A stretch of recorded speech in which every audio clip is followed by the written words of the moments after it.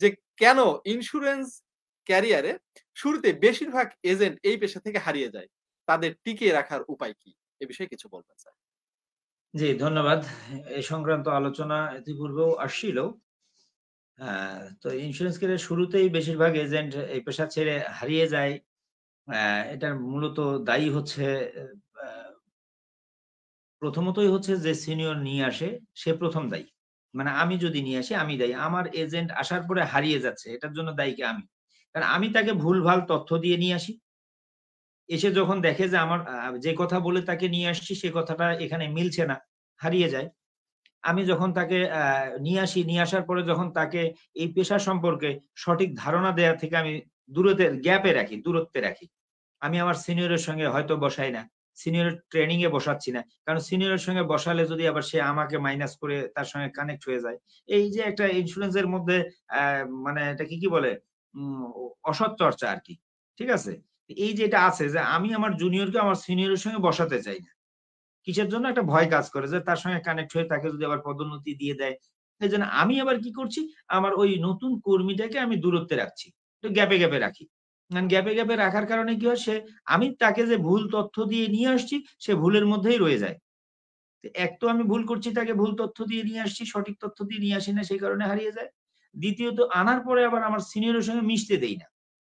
মানে আমি সিনিয়রকে হয়তো ভয় করছি বা সিনিয়রকে দিলে হয়তোবা সঠিক তথ্য জেনে যাবে।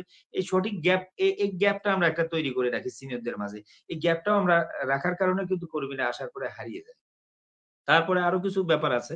আমি যদি সিনিয়রের সঙ্গে কানেক্ট করে রাখি তাহলে আমি যা সঠিক তথ্য দিয়ে নিয়ে আসছি, সে আরো কিছু ওর সঙ্গে যোগ করে দিবে। ২ এ যোগ করে কিন্তু সে গরম থাকবে, মাঠে থাকবে, স্পিড এর মধ্যে থাকবে। তার স্বপ্নটাকে ভালোভাবে সে দেখতে শিখবে।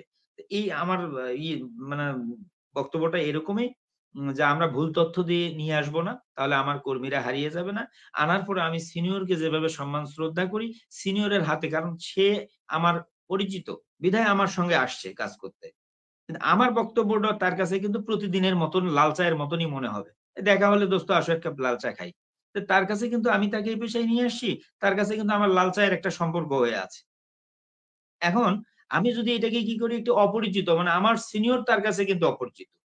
তার সঙ্গে যখন আমি কানেক্ট করে দেব, সে যখন বলবে আমি যে কথাটা বলতাম সে কথাটাই সে বলছে। কিন্তু আমার বলাটাকে সে গুরুত্ব দিয়ে নিচ্ছে না। সিনিয়রের কথাটা কিন্তু গুরুত্ব দিয়ে নিচ্ছে।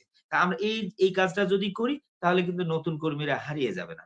এরপরে নতুন কর্মী যারা আসছে তারা কিন্তু আসে এখানে একটা স্বপ্ন নিয়ে। যারা চাকরিটাকে ভালোবেসে আসে, পেশা হিসেবে নিয়ে আসে, তাদের পেশাগত সফলতার জন্য আসে। এই সফলতার জায়গাটা কিন্তু আমরা বাস্তবায়ন করি না। সিনিয়ররা আমরা এই জায়গায় একটা গ্যাপ করি যে না সে যদি সিনিয়র হয়ে যায়। এই মানসিকতা থেকে বের হয়ে এসে তাকে সুযোগ করে দিতে হবে। তার মধ্যে হয়তোবা প্রতিভা আছে। এই প্রতিভাটা যেন সে বিকশিত করতে পারে। হ্যাঁ? আমার থেকে সে ভালো করুক, সমস্যা কোথায়? আমার শিষ্য একজন যদি এমডি হয়ে যায়, আমার সমস্যা কোথায়? বরঞ্চ সে গিয়ে বলবে যে, "না অমুক কোম্পানির অমুক স্যারের কাছে আমি শিখে আজকে এই চেয়ারে বসেছি।" এটা আমার জন্য তো গর্বের। ঠিক এই পেশা থেকে নতুনরা এসে হারিয়ে যাওয়ার মেইন যে কারণ, সেটা হচ্ছে মিথ্যা তথ্য দিয়ে এই পেশায় আমরা লোকজনকে বেশিরভাগ সম্পৃক্ত করে থাকি। মিথ্যা প্রলোভন দেখিয়ে আমরা এই পেশায় সম্পৃক্ত করে থাকি। আনার পরে তাদের খোঁজ খবর ততক্ষণ পর্যন্ত নেই, যতক্ষণ পর্যন্ত সে আমাকে প্রিমিয়াম বা আ ইনকাম দেয়। যখন সে একটু দুর্বল হয়ে যায় বা একটু অসুস্থ হয়ে যায়, তার বিজনেস হারটা কমে যায়, তখন সিনিয়রের ফোকাসটা ওখান থেকে সরে যায়। এটা আমাদের একটা বড় ভুল। বরঞ্চ হওয়া উচিত এটা আমাদের সিনিয়ররা তাই বলে। প্রত্যেকটা কোম্পানির সিনিয়ররা তাই বলে যে, ওই মার্কেটিং এর একটা কথা আছে না? সেল আছে তো বেল আছে। সেল নাই, বেল নাই। ঠিক সিনিয়ররা সেই আচরণটাই করে যে হ্যাঁ, ওখান থেকে ব্যবসা আসছে। ঠিক আছে ওখানে গিয়ে আরো পানি ঢালেন। ওখানে গিয়ে শ্রম দেন, ওখানে গিয়ে মিটিং করেন, ওখানে গিয়ে বিরিয়ানি খাওয়ান। এটা সিনিয়ররা বলে। এখান থেকে একটু বের হয়ে আসা উচিত। মানে আমার কথাগুলি একটু অ্যা গ্যাপ হবে। তার কারণটা হচ্ছে সত্য কথা তেতো লাগে। কথা হচ্ছে যে মূলত উচিত কি? আমার যে ক্ষেতে পানি আছে, সে ক্ষেতে পানি ৩ দিন পরে দিলেও চলবে। যে ক্ষেতটা আমার শুকিয়ে গেছে, সেখানে আগে পানিটা দিতে হবে। এই জায়গায় আমাদের মাথায় আনতে হবে। সিনিয়র যারা আছি এই পেশায়, সকলকে আমি আহ্বান জানাবো যে আপনার যে কর্মীটা দুর্বল হয়ে পড়ছে, সেই কর্মীটার প্রতি আপনারা মনোযোগী হন। যে কর্মীটা অসুস্থ হয়ে পড়ছে, তার প্রতি একটু পরিচর্যা নেন। দেখবেন সেখান থেকে আবার বিজনেস ভালো আসবে।